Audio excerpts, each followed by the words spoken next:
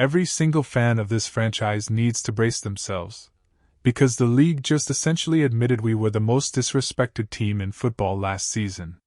While we are all losing our minds over a silent contract maneuver on the offensive line, a massive referee situation is unfolding behind the scenes that impacts our entire schedule.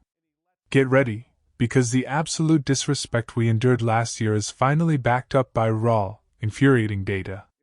If you want the unfiltered, passionate truth about our squad every single week, smash that like button, share this video, and hit subscribe right now.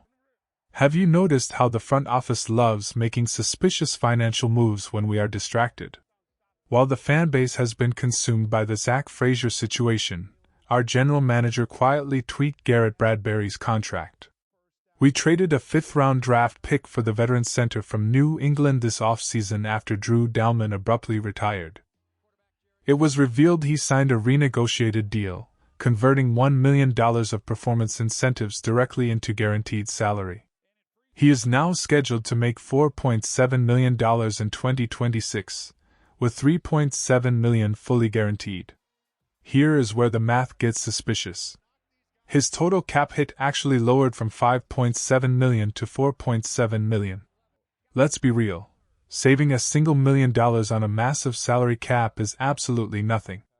This is not a standard cap-clearing maneuver, like when they converted base salary into a signing bonus to give massive financial relief with Cole Kmet and Jonah Jackson. Because this financial shift is so minuscule, doesn't it feel like a massive neon sign pointing straight toward a trade? Rumors are echoing through the facility that the coaching staff is absolutely enamored with Logan Jones. They genuinely believe the rookie could steal the starting job. If that happens, could a center-needy team like the Baltimore Ravens swoop in and trade for Bradberry? If we trade him now, that entire $4.7 million cap hit vanishes from our books.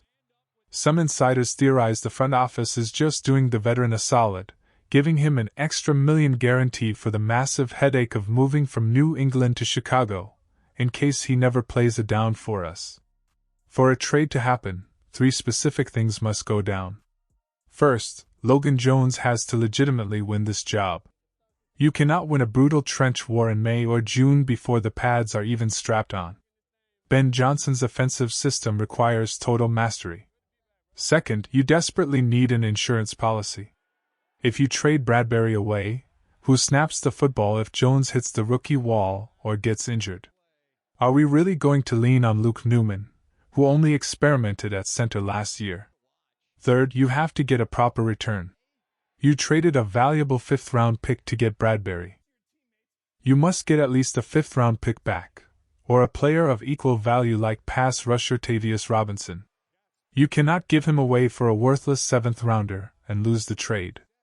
So, let me ask you my official question of the day, and I want everyone to scroll down to the comments right now and let me know, when Week 1 arrives, who is our starting center, type GB, for Garrett Bradberry or LJ, for Logan Jones.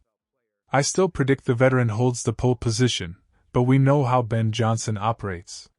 He demands every player earns their job on the grass every day. Logan Jones will have every opportunity to rip that spot away in training camp. Let's pivot to a completely different nightmare.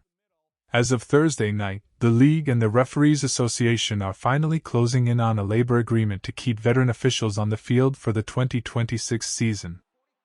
For months, we heard terrifying whispers that the league was secretly training replacement refs because of a potential holdout.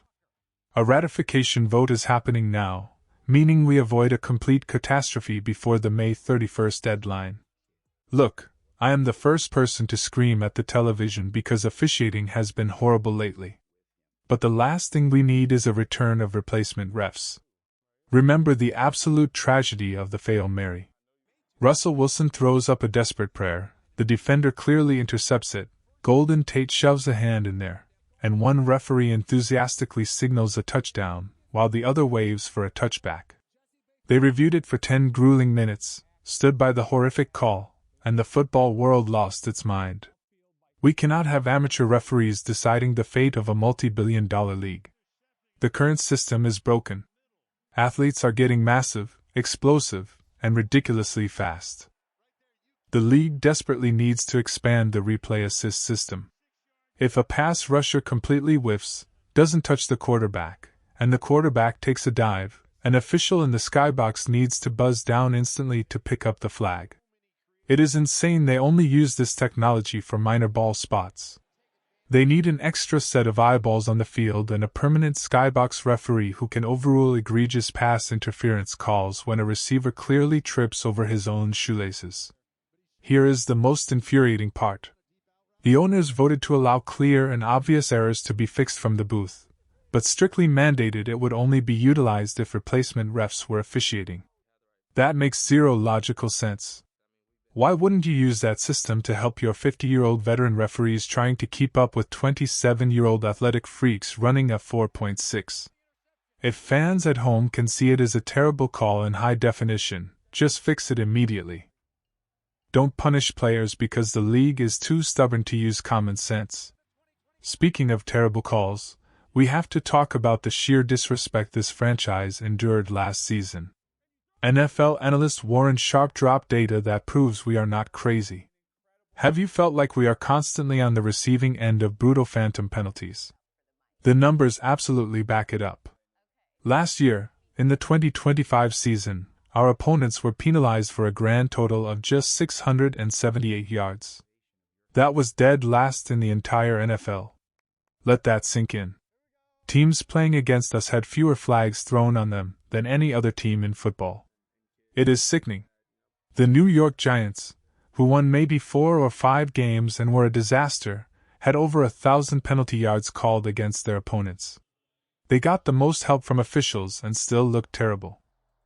Meanwhile, our squad battled through the mud, won 11 games, won a playoff matchup, and did it while being completely screwed over by officiating crews every single week. We played the opposing defense and the guys in stripes all year. That massive discrepancy is incredibly frustrating, but it shows how resilient our roster is. If that penalty yardage regresses back to the mean this season, that easily translates to an extra win or 2 on our record.